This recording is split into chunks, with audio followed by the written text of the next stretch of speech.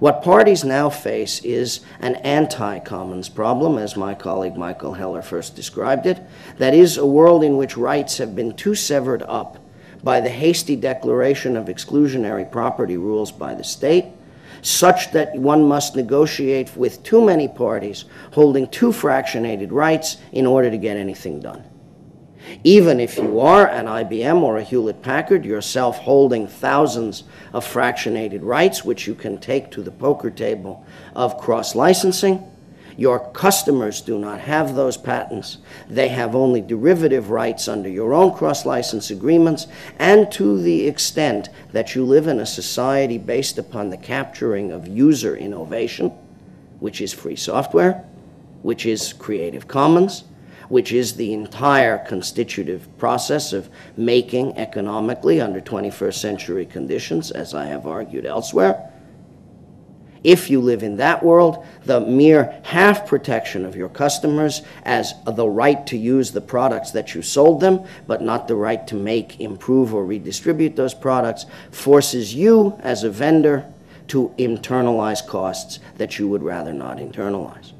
Even if you have a right to use certain patent claims, or even if you may sleep well, worrying not at all about what those claims might do in the hands of the parties who claim to hold them, you nonetheless have to worry about whether they will scare your customers, and boy, do they scare your customers. As a result, each individual entity comes to the conclusion that, net of its own personal and selfish interests, general disarmament would be a good thing. As is typical in situations of this kind, general disarmament would be better if it would start with the other fellow. It would be better if it would define classes of weaponry to be reduced that aren't particularly militarily useful to you. It would be better if it occurred geographically on terrain that you don't care about first, followed only ultimately by terrain of absolute importance to you, and so on. Certain parties would prefer never to begin by disarming with respect to inkjet printer cartridge patents. Other parties would prefer a general disarmament involving a complete commoditization of everything for which they are not making lots of money at the moment. Other parties would be very happy to let all software loose so long as it is never embedded in a hardware product, etc., etc. But modulo all of these particular rent-seeking claims about my particular business and my particular pipeline and my particular beloved patents, and modulo the inevitable internal political conflict between the licensing executives on the one hand, the business strategists on another hand, the lawyers on a third hand, and so forth, everybody would sort of like the whole problem to go away in one grand disarmament agreement. And now we come to the most interesting part.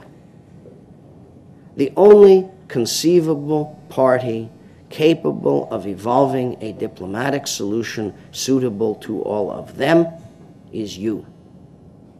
The free world holds the diplomatic balance of power in the negotiation within the IT industry over how to get out of the patent mess.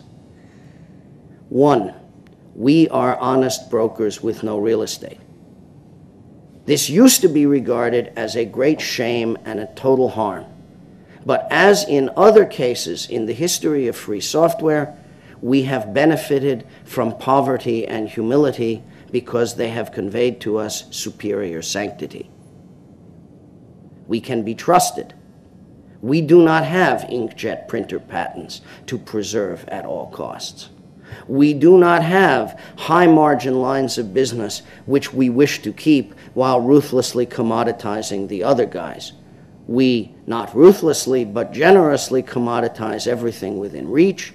We are doing so for the better glory of mankind and the improvement of human beings everywhere. Nobody doubts this. Nobody believes that we are secretly about to spring out from the bushes with the 12 patents we have secretly been incubating, hoping to create a choke point over the world IT order. We are feasibly treated as the only neutrals there are. Geneva belongs to us. Not the real Geneva, mind you. The real Geneva belongs to people who have money to buy expensive real estate. But virtual Geneva, the real Jerusalem, the one in the mind, belongs to us. For example, just so you recognize that I'm talking about proof of concept plus running code, let's look at the GPL3 process. Here, 21 at least of the largest patent holding firms in the world have coalesced to discuss what the rules ought to be regarding the dedication of patent claims within the community of shared production, which is the GPL. When we began the process in January of 2006 of bringing all those parties and everybody else to the table, we set some specific goals. Strong internal protection within the community against betrayal by any member of the community of the patent safety of the whole, requiring whatever degree of internal licensing of patent claims it takes to assure that no workable defection can arise within the community. It was widely and confidently asserted that we could not do this, and there were some strong reasons to believe that those making such assertions were correct. The patent policies of the parties around the table fundamentally varied in important ways.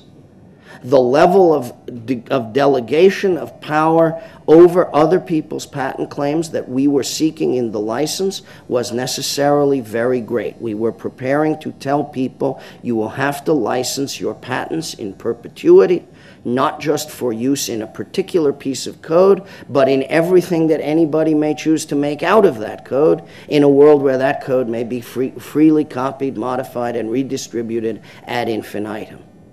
Yet, though it wasn't much fun and it was tedious, and those with whom we did it have earned their combat ribbons many times over, 9 months later, we were done effectively with that proposition.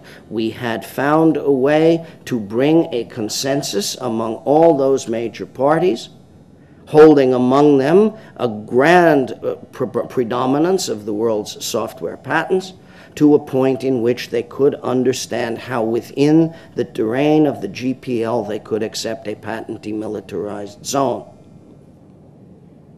We also declared at the beginning of the process that we had a further ambition. It was our goal to negotiate an agreement which would provide additional downstream protection where large, powerful parties had privileges of their own in the patent system. Thus, we said, you, vendors, may often have patent licenses that your customers do not benefit from.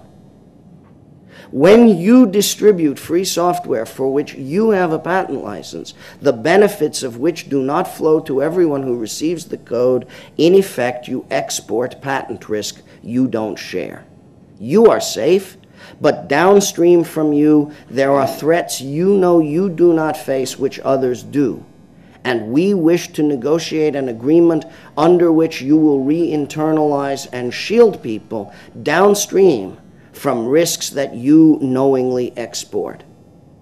We were vehemently resisted on this point by colleagues whom we respect and whom we admire, and whose businesses are powerful and whose research labs have girdled the world with useful inventions, and who were not placable on this point.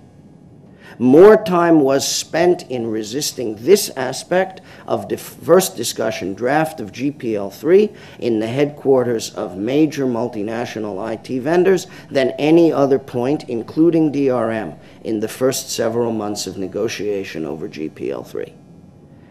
You cannot do this. It is too much to expect. It is too easy to make FUD from. It is too uncontrollable. It opens the door to shiftings of liability and indemnifications that are far more than anybody's shareholders could rationally be expected to undertake, and so on. With an understanding that this represented a severe problem to the firms raising the issues, we found in the second discussion draft of GPL2 some low-cost steps which the firms were willing to take and which our clients were willing to accept as steps in the right direction, and we proposed only those. The further consequence, however, was that Microsoft and Novell continued their conversations, and in due course a deal matured.